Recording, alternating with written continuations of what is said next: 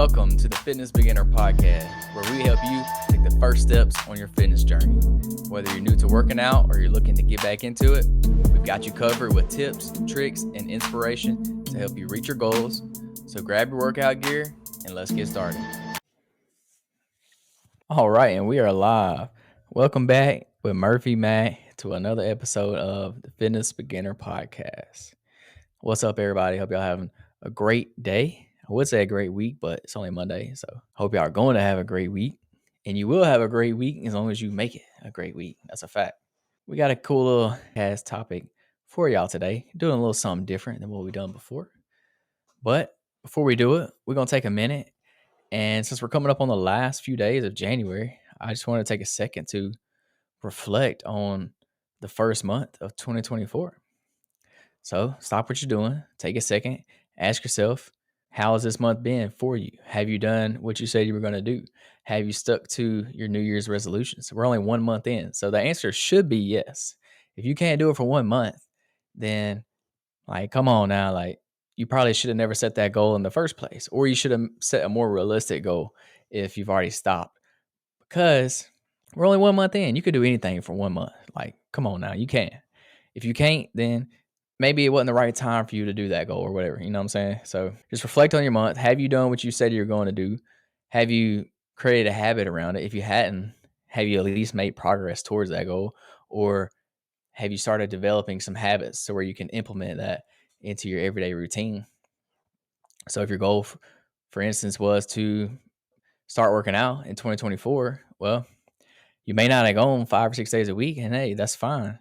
But as long as you went 3 or 4 days a week, that's going to help you start developing that habit of going to the gym, fitting it into your everyday routine, not making excuses, So it takes small steps. Don't try to go all in at once, because it's not going to happen. Start with one little step at a time, and as you get comfortable, as you make that a habit, then you can add stuff onto it later. So don't just say I'm gonna start working out 6 days a week, because let's be real, if you ain't working out at all, you ain't gonna do that. Start with 3, make that a habit, then go to 4, make that a habit, and so on. Y'all get what I'm trying to say. So yeah, take this time, reflect on what you have done, reflect on what you haven't done, and reflect on where you're at with your goal. Say if your goal was to lose 10 pounds, well, how many pounds have you lost so far? You need to track this, measure it, so that you know that you're making progress. Take some progress pictures in the mirror. This is going to help you see that progress better. If you're not tracking your results, then you don't really know if you made any progress or not. So make sure you're tracking it. I suggest tune in at least once a month and do it towards the end of the month and reflect on the month. Like what did you do the good that month? What didn't you do that month? What do you need to implement better or implement different in the next month? So just use that the last day or two of the month to reflect back on what you did and what you didn't do. That way we stay on track to hitting that goal. Whatever it is that you set out January 1st to do, make sure that you're making progress towards that goal each and every month. And if you're not, hey, guess what? It's not the end of the world. You can get right back on it the next month. Say January you lost 10 pounds. That's good. It's going to get closer to your goal. Then say February you had a bad month. It's Mardi Gras, went a little too heavy on the alcohol, had a good time Mardi Gras. And hey, you put on 5 pounds. Like you put 5 pounds back on. Well, it's not the end of the world. Guess what? You're still down 5 pounds total. You just got to get back on it the next month, and you'll eventually get to wherever it is you're trying to get. So yeah, with that being said, let's get into the podcast for the day.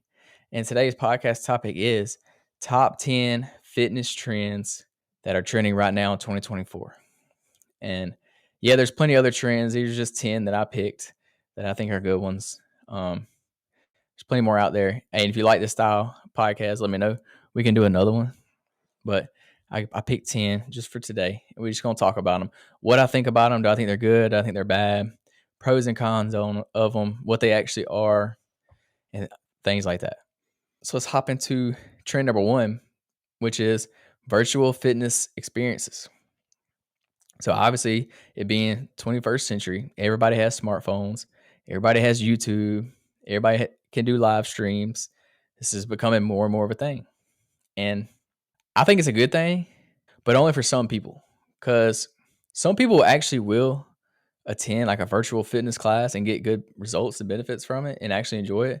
But then it's going to be too convenient for some people to where they just don't participate in it. So there's several different kinds of virtual fitness experiences. You can literally just look up a YouTube video and follow the video and work out that way. Yeah, that's one way you can do it. Or there's people that do live stream workouts. So you can hop on somebody's like live workout that they're it's like a coach basically. Like when you go to a group fitness class at the gym, they're going to coach you. Well, they'll do that online nowadays and you can literally just join them. And most time you can do a lot of them for free. So there's different ways you can do it, and it's very, very convenient. You can work out literally in your living room, in your bedroom, on your back porch, wherever, in your backyard, wherever you're gonna work out at, you can do it. So it's super convenient. There's a big variety. There's all kinds of different fitness coaches out there that do different kinds. You can do yoga workouts, Pilates, hit workouts, strength training, body weight. There's all kinds of stuff you can do. I mean, literally, pretty much every type of fitness coach is doing these online, and they are very flexible. They're flexible because you don't have to tune into them live. A lot of people will upload the recording of it, or you can watch a YouTube video and literally use it anywhere, anytime. It's very flexible. You can fit your workouts into your schedule, no matter what time of the day it is, or however long you got. If say you only have 15 minutes to work out, well, guess what? They got 15-minute workouts on YouTube that you can look up. It makes it super, super easy, super, super flexible. So that's some good things about them. The cons, you lack that personal interaction. So since you're not in person, you're not getting that gym atmosphere. Sometimes it's hard to work out at home, and I find this hard myself. I actually have a gym in my garage, so I basically have everything you need for a full workout in my garage. And this is the main thing that makes it hard for me to work out in my garage is it lacks that gym atmosphere. Like when I get in the gym, there's nothing else in there but to work out. Like I put my headphones in, don't have no distractions, and I'm there to work out. That's the only thing I'm there to do. But when I'm at home working out, I have all these other distractions at home. Like I have things in my house I could be doing. I have chores I need to be doing. I have my wife at home telling me to do things around the house. I got my dog in there that I could go play with. There's a lot of distractions at home that keeps you from wanting to work out at home. So that's why I actually prefer going to the gym, because when I'm at the gym, I know that's my gym time and I'm only there to work out, and that's all I'm there for. I don't have no other distractions. I don't have nothing stopping me or preventing me from getting a good workout in. So that's one con. Another con is just technical issues. Your Wi-Fi may be bad, or for some reason your TV goes out or whatever. There's all kinds of technical issues. Technology is good until technology don't want to work. But mostly you just gonna have internet problems.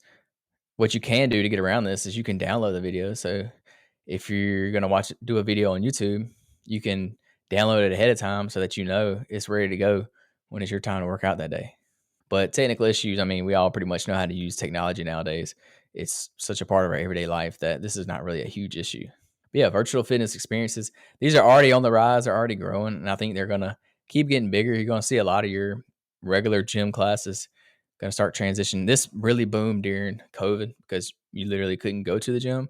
So this is where we see this trend arising is from the COVID. But I think they're here to stay. But my prediction is this will start to die off a little bit. Like people will start going back to the gym. Do I think it'll go completely away? No. I think there's always a space for this because there is people that need that flexibility. They can do it whenever. But I think people like personal interaction more than you realize. Like people like to get in the gym and see other people and talk to other people. So you get that personal connection, you get that gym atmosphere. And I know I do for sure. So I think other people will start to go back to this rather than working out in your living room. I think it'd be having a good mix of both would be good. So like the days that you can't make it to the gym, pulling up a YouTube video at home and following that workout is a great way to like kind of substitute that workout that you normally would do at the gym. So fitness trend number 2, high intensity interval training, otherwise known as HIIT, HIIT. So the pros of this is just efficiency. You can achieve pretty good results in a short amount of time. They're pretty intense workouts. They're real fast pace with short breaks. You basically do like a circuit of workouts, and you get short rest in between each workout. And it's very fast paced. Yeah, you can build some muscle, but really it's just for cardio. Your heart rate's going to be real high. It's basically like just a fat burning workout. It's going to boost your metabolism, burn calories, things like that. Um, and so those are some of the pros, but the cons is there's a big potential of injury. So these like high impact workouts can lead to injuries if they're not done properly. And the reason I say it's bad because when you're tired, when you're exhausted, you're not going to do the workouts with the right technique. Like when you may start out doing good, you may start out just fine because you're fresh, you're not exhausted, but halfway through that workout, you're going to be gassed, you're going to be winded. So your form is going to start to deteriorate over time and you're going to get hurt. Like a lot of people get hurt doing hits. So that's why I don't necessarily recommend hit workouts. I mean, yeah, they're good. They work for sure. A lot of people see good results, but there is a high risk for injury. I don't think you should start out with these. Maybe you should work your way up to these, but maybe not do them when you're brand new, when you're still learning technique. I would learn all your form, technique, and get a good base cardio level going before you start doing these. I mean, yeah, you can jump straight into doing these, but I wouldn't recommend it. I would say learn the basics first and then hop into these because they are pretty good workouts and you can get them whole workout in like 20 to 30 minutes. Like you really don't have to do it that long. And not everybody enjoys these super high intensity workouts. Some people do. Some people love them. It gets their heart rate up, gets them going, gets that adrenaline going, which I see. I like that.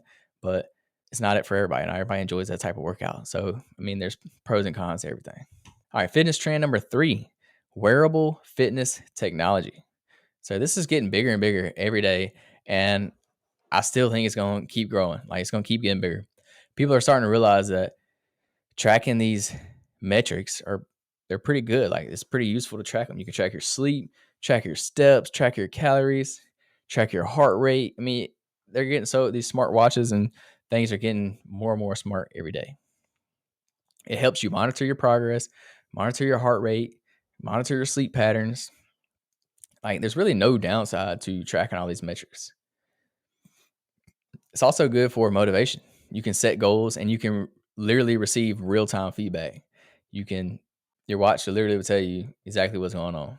And then just the simple integration of these devices is super easy because they literally just sync with your smartphone. You can see all the metrics on your phone or on the fitness apps or on your watch wherever, and it's super super easy. They lay it out where it's very easy to read, and it'll even describe like what each metric means and what your levels mean if they're good, bad, low, high, things like that.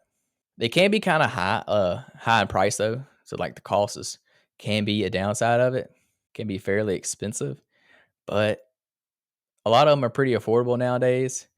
And you can get some older ones now that are still very, very good, but you can get them for cheaper. If you get a if you get an Apple Watch or whatever, that's what I wear. My Apple Watch is like a Series 6, so it's several years old now, but I still use it, and I think it works pretty well for what I'm going to use it for. They also have the Aura rings out now, which I really, really like, and I really want one, but I just don't want to pay that much for one because I'm not that serious about it. They're like $400, and then you have to pay for a subscription service on top of that. So I'm just gonna hold off on those for now. But I do think those are very good, and I think they're actually probably a little more accurate than wearing an Apple Watch. So I will get one day, just not right now. And then another con of these is just the accuracy. Some of these devices are not super super accurate. Yeah, they'll give you a pretty good like base understanding that's pretty close, but it's not going to be dead on. Like they're not going to be super accurate. So that can be a con, but it's still going to give you a good idea of where you're at and what you need to be working on to get better. It's not going to be like completely off, but it's also not going to be 100% accurate. But they're pretty accurate for the most part. They're good enough for 99% of people. I mean, only the extreme people will need something even more accurate. And honestly, if you're that extreme, you're not probably not wearing an Apple Watch anyways. You're doing something beyond that. So fitness trend number 4, mindful movement. So this one's a little different. This is like for example, this is like yoga or Pilates. So mindful movement can be good for stress reduction. It can improve your mental well-being through mindful practices. So it's like yoga is kind of relaxing, it's kind of peaceful. Flexibility, obviously, this is a big one. Yoga, you're going to be stretching. It's good for your flexibility. Enhance joint mobility and reduce muscle stiffness. Obviously, that's a good thing for everybody, not just females, whether you think yoga is just for females or not. And inclusivity. So it's suitable for various age groups and fitness levels. So normally you do these in a group class setting. So there's going to be other people in there with you. So there's a good like vibe, good group class feeling. So you're in there with other people. And then some cons would just be the intensity. It may not appeal to those seeking like those high intensity workouts. If you're somebody that enjoys the hit workouts, probably not going to enjoy a yoga class because they're pretty different, very different paces, different types of workouts. So if it fits your style, then that's good. If not, then you may not enjoy doing this. And then another con is just the results time that it takes to get results. Physical changes are going to take way longer. I mean, yoga, it's a good workout, but you're not going to see a bunch of muscle improvements and things like that like you would from strength training or lifting weights. So it's just a different type of working out. Mostly people looking for different results. So you gotta find what you like. You gotta really base it off what your goals are, and then go from there. Number 5, outdoor workouts. I really like this one, and I wish we had more options for like outdoor workouts where I'm at. I wish we had a gym that had like an outdoor area. I really do, because I think it's just different. It changes it up. And I think it's a good thing. So while you're working out outside, you can also get vitamin D. Get some sunshine, exposure to the sunlight. It's going to boost your mood, boost your energy levels, things like that. It's also good for a gym to have variety. So you have different spaces for different people to work out in. Some people may enjoy working out outside. Some people may not like it at all, so they'll work out inside. So it's good to have both. You can have two different atmospheres in the same gym. You can use those natural elements for diverse workouts. So I think that's cool. Gyms that have outdoor areas are pretty neat in my opinion. And I wish we had some, but it is what it is. And then also you have community. You can join the local fitness groups for social interactions. A lot of people now are getting together to do not workout like fitness workouts, but like running, cycling, things like that. You get together and do that outside. So that's good too. There's a lot of running groups nowadays that you can find on Facebook in your local area. Get together with people and do that if that's your thing, if you like running. Some cons to this is weather. Obviously, if it's raining, you're not gonna be able to use it. You're not gonna be work out. It can also ruin your equipment. So your equipment may rust and wear over time quicker than it would inside. So that's another problem. Um, you may have to get like specific outdoor equipment, which I would highly suggest if you're going to do that. Get specific outdoor equipment for the outdoor area, which means it's probably going to be more expensive. So you got to think about that too when it comes to having a workout space outside. But I think outside workouts are cool.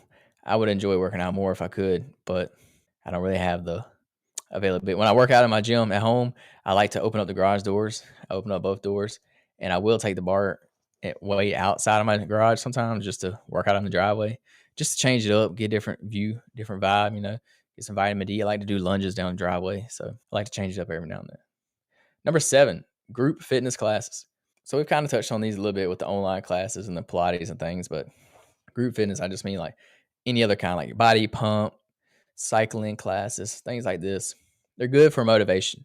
You can feed off the energy of the other people in the room, and you can really feed off the energy of the coach. So 99% of these coaches are very high energy. They're going to pump you up. They're going to get you going, motivate you. So they're good because they push you. And I always say, get you a buddy, a workout buddy. So you can push your workout buddy. They can push you, vice versa. So I think group classes are good for motivation. It don't suck as bad when you know that you're doing it with somebody than if you're just doing it alone. I know that's a lot. It's a lot worse if you just doing it alone. It's also has an accountability factor. So if you have that workout buddy with you, y'all can hold each other accountable. And these classes have set schedules. So you got to be at the gym at that time on that day so you can be at the class.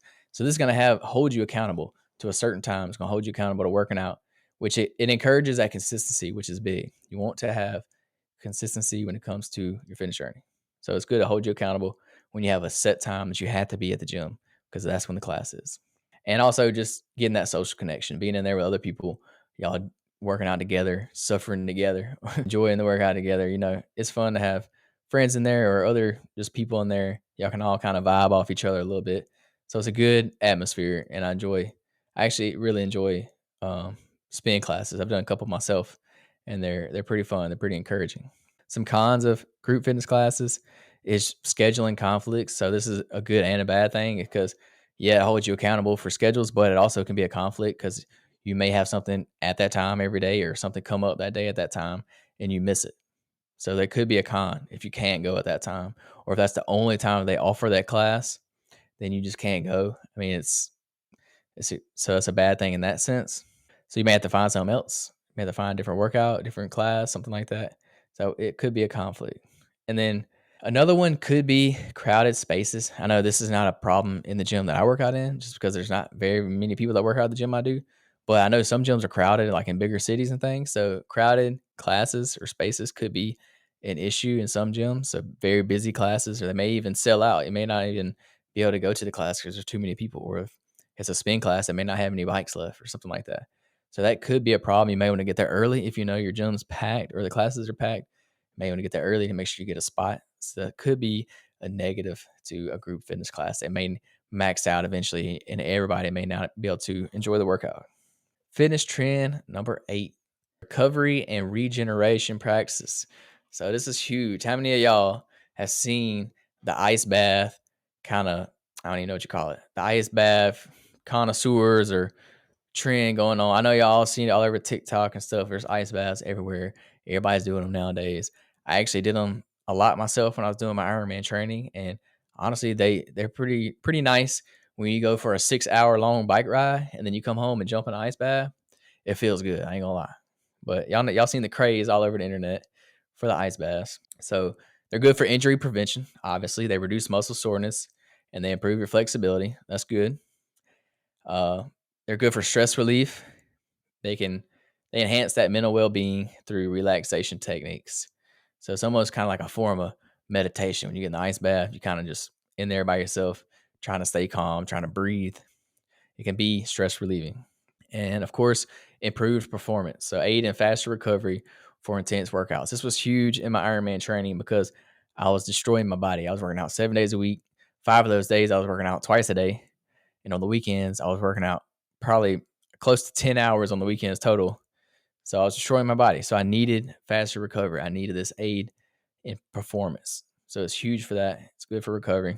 And it's just good for like your overall mental well-being, mental state. If you say you did an ice bath in the morning, and if you get up and you do something that absolutely sucks in the morning, then the rest of your day is gonna be a breeze. It's gonna be easy. The rest of your day, you're gonna be chilling because you know you got up and jumped in a cold bath, freezing ice bath in the morning. So like after that, ain't nothing gonna phase you throughout the rest of the day because you literally did something hard from the get go. Like it ain't gonna get no harder. So that's why I like ice baths. I'm actually trying to get me one, a real ice bath that you don't have to put ice in, like one that stays cold with a chiller. I'm about to get me one. I'm working on that. So I can. My goal is I want to just wake up and jump in it in the morning before I get up and go to the gym because I just think it'd be good to get me started, get my day started. Number 9, nutrition focused fitness plans. This is huge. I think people should start doing this more often. I think people need to stop worrying so much about the gym and working out. And this is coming from me, someone that loves the gym, loves working out. People need to start focusing more on the nutrition and stop focusing so much on their workouts, on the gym. Because your gym, honestly, your nutrition to gym ratio is probably like 80 to 20.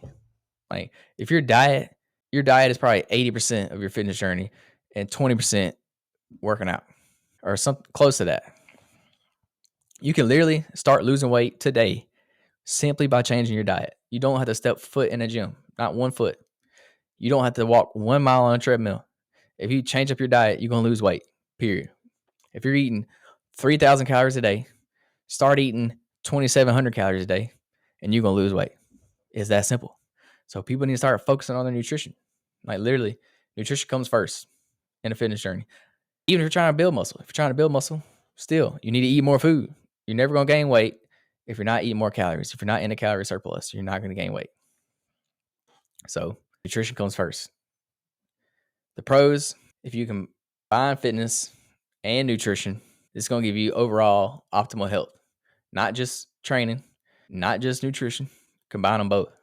Another pro for nutrition is it's customizable. You don't have to eat the same thing everybody else is eating. You don't have to eat things that you don't like. You don't have to eat things because somebody else told you this is the diet you need to follow. You can follow your own diet as long as it's well balanced. You're eating whole foods, not eating a bunch of sugar, processed foods, junk. You know what's good and what's not good. So you can customize it to yourself. There's not a certain food that you have to eat. So, and there's not foods that you don't have to eat. Like you can still have a dessert every now and then. You can enjoy the ice cream every now and then. You can customize it to fit you and your likings.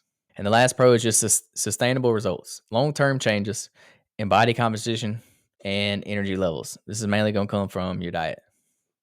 You gotta, if you never change your diet, you're never going to see long term results. Yeah, you may start working out and lose a bunch of weight up front, but if you never change your diet, you're going to hit a plateau eventually. You're not going to be able to keep losing weight. So you gotta look at what you're eating. Look at what you're putting in your body. Look at how you're fueling your body, because food is fuel. Look at how you're fueling your body. This is gonna buy energy for you. It's gonna get you through your workouts, things like that. So the biggest con when it comes to nutrition based fitness plans is just the education required.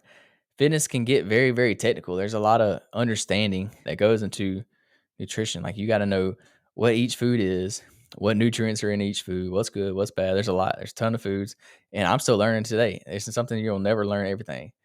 But for the most part, there's a lot of rules that you can follow to help you stick to this as best as possible.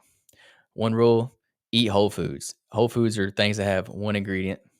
So meats, vegetables, rice, grains, things like that. It has one ingredient. It hasn't been processed. So that's one good rule. Another good rule: don't eat anything with not anything, but don't eat anything with added sugars in it. I mean, that's an easy one to stay away from. And then another good rule of thumb is don't eat anything that has a long shelf life. So if the expiration date is a year, 2 years away, it's probably not something you should be eating. Because if you think about most whole foods, they're going to expire pretty quick. Meat's going to expire pretty quick. Vegetables going to expire pretty quick. Like things that are in the inside aisles of the grocery store that are in a box or in a wrapper that have a long shelf life, it's probably not something that's in your best interest. I'm not saying you can't eat those things. You can, but just you got to have a good balance of them. Number 10, and the last one, body weight training. I think the internet has made body weight training cool again. So you see a lot of calisthenics online nowadays, or at least I do, because I watch a bunch of fitness stuff.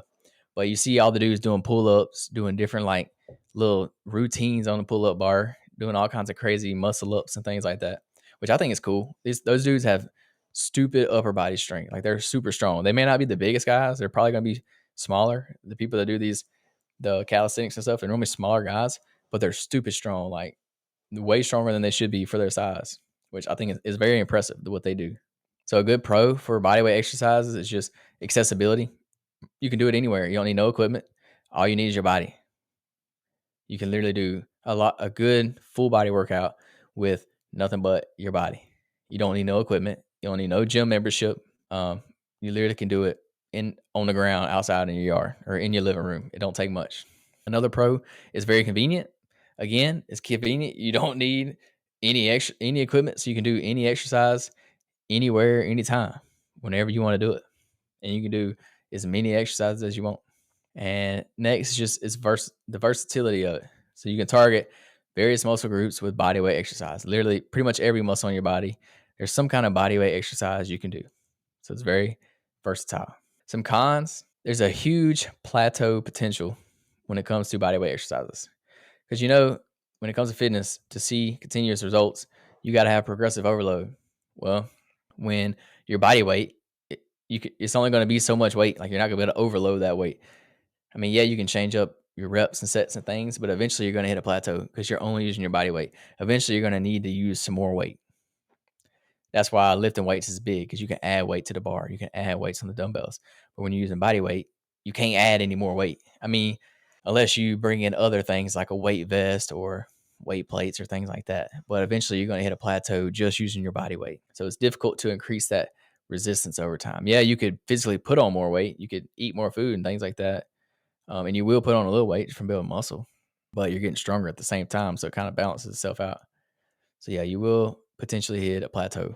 And then just progression challenges. So there's limited options for advanced lifters doing body weight exercises. You're going to run out of workouts to do eventually.